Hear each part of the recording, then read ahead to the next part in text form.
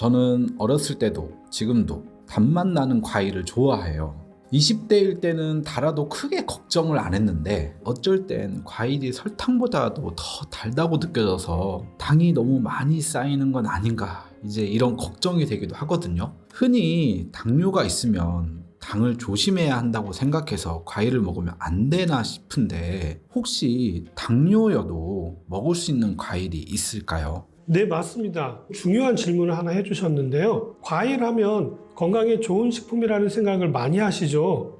사실 과일은요, 비타민과 미네랄이 아주 풍부하고요, 식이섬유도 풍부한 편이죠. 거기에 새콤달콤한 맛까지 가지고 있어서 많은 분들이 좋아하시는데요.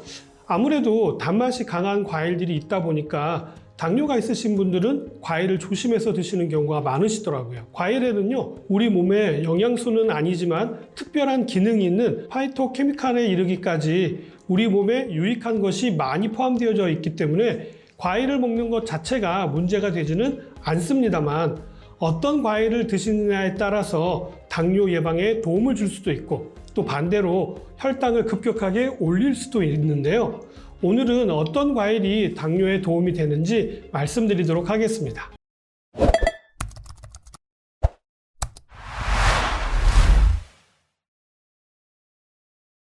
당뇨하면 빠지지 않고 등장하는 지수가 있는데요. GI 지수입니다. 혈당 지수를 나타내는 GI 지수는요, 혈당이 올라가는 속도를 수치화한 것을 말하는데요. 그 기준이 있습니다. 포도당을 직접 먹었을 때 흡수되는 속도를 100으로 생각을 할 때요, 각 음식을 먹었을 때 흡수 속도를 포도당과 비교해서 수치화한 것으로 100을 기준으로 70 이상이면 고당 지수, 그 다음을 중당 지수, 그리고 55 이하를 저당 지수라고 분류를 합니다. 수치가 낮을수록 소화가 느리게 됨으로 인해 가지고 흡수가 지연되고요, 혈당이 빠르게 올라가는 것을 저지하고 포만감도 오래 가기 때문에요, 다이어트나 혈당 관리 측면에서 유리한 편이죠. 호주 에디스코안 의대 연구팀은요, 25세 이상의 성인 7,675명을 대상으로 약 5년간 과일 섭취와 당뇨병 발병률의 상관관계를 조사했는데요. 오히려 매일 생과일을 2번 이상 섭취하는 사람들은요,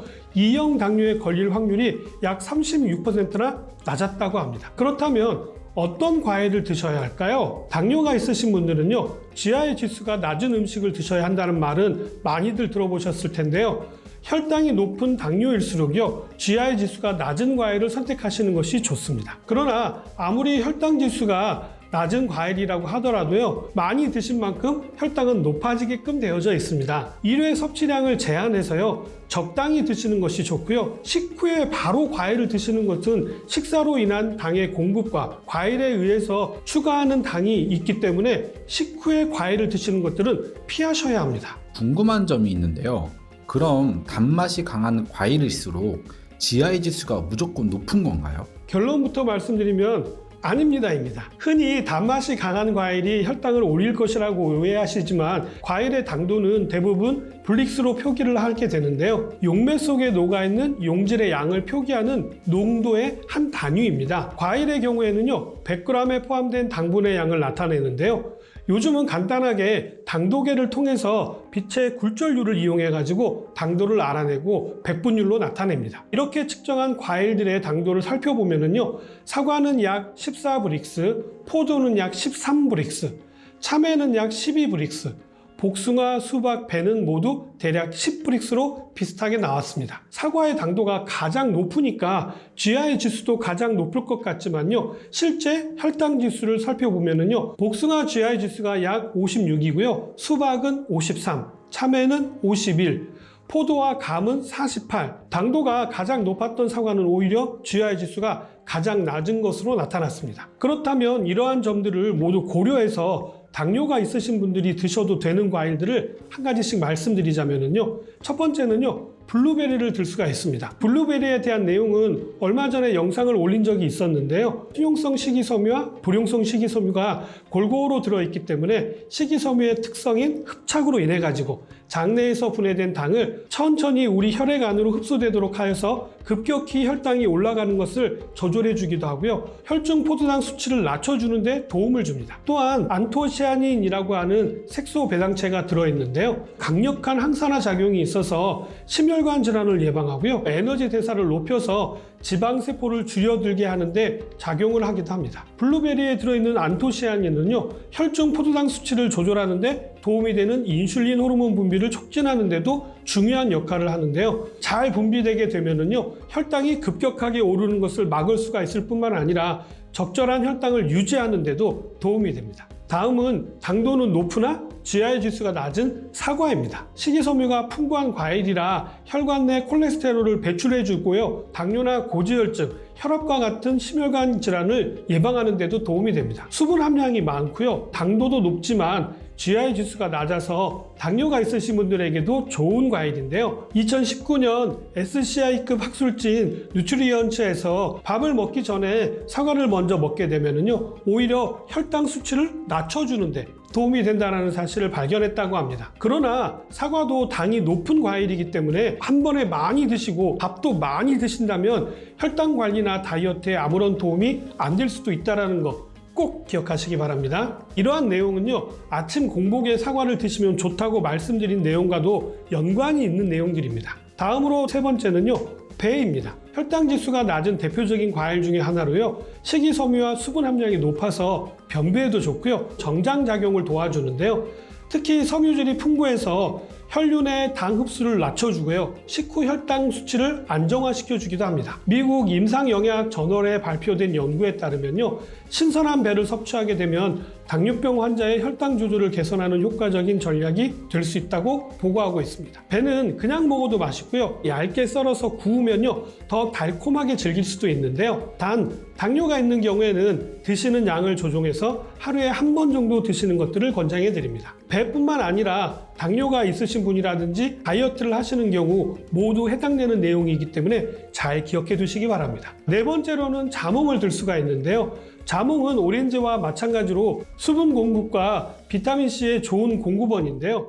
GI 지수가 낮은 축에 속하는 과일로 인슐린 민감성은 낮춰주고요, 체지방이 몸에 쌓이는 것을 막아서 다이어트를 하는데도 많이 활용되는 과일입니다. 그 다음 과일은요, 체리입니다. 항산화 수치가 높아서 염증을 억제하는 데에도 도움을 주는 과일인데요. 항산화 능력은 인슐린 분비를 약 1.5배 증가시켜주는 효과도 있어서 장에서 당을 분해하는 효소는 억제하여 가지고 혈액으로 포도당이 흡수되는 것을 막아주어서 당뇨를 예방하는 데 도움이 되는 것으로 알려져 있습니다. 게다가 GI 지수가 낮고 껍질채, 통째로 먹을 수가 있어서 항산화력을 높이고요, 식이섬유까지 높일 수가 있어서 꼭 먹고 알 먹고 두 가지 기능이 가능한 과일이죠. 과일들도 드시는 양과 방법에 따라서 주의하셔야 될 사항들이 있는데요. 과일을 주스로 드시게 되면요, 과일이 잘게 갈려있기 때문에 일부 비타민과 영양소는 파괴가 되기도 하고요, 소화가 빨리 되어서 과당 흡수를 촉진하고 혈당을 빠르게 올리게 됩니다. 당뇨가 있으신 분들은 과일이 혈당을 높이는 음식이 되기 때문에 주스보다는요, 생으로 드시는 것들을 권장해 드립니다. 생과일 자체로 드시게 되면요, 주스에 비해서 소화 흡수가 느려져서 혈당을 안정적으로 유지할 수가 있습니다. 생으로 섭취하실 때는요, 식이섬유질이 그대로 살아 있어서 항산화 물질과 파이토케미칼 등도 풍부하게 섭취할 수가 있어서 당뇨를 예방하는 데도 도움이 됩니다. 이때 껍질채 드시는 것이 식이섬유뿐만 아니라 껍질에 들어있는 파이토케미칼인 여러 가지 천연 색소들도 같이 드실 수가 있게 되어서 다른 우리의 건강에도 도움이 될 수가 있습니다. 과일을 드시는 시간대는요, 하루에 2번 정도로 식후에 바로 드시기보다는요, 식후 한 3시간에서 4시간 정도가 지난 뒤에 간식으로 드셔야지 식후에 바로 드시게 되면은요, 식사로 인한 혈당 상승과 함께 과일로 인한 혈당 상승이 겹쳐지기 때문에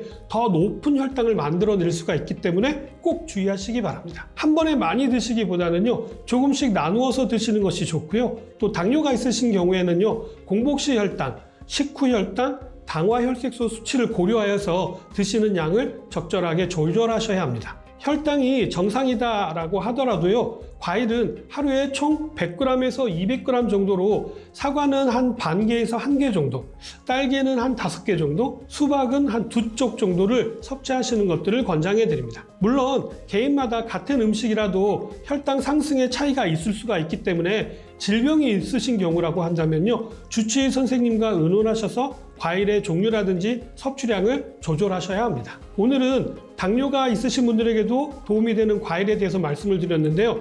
당분 성분이 많다고 해서 무조건 당뇨에는 나쁘다라고 생각하시는 것들은 잘못됐다는 사실 꼭 기억하시기 바라면서, 저는 다음번에 좀 더 좋은 내용 가지고 다시 찾아뵙도록 하겠습니다. 감사합니다.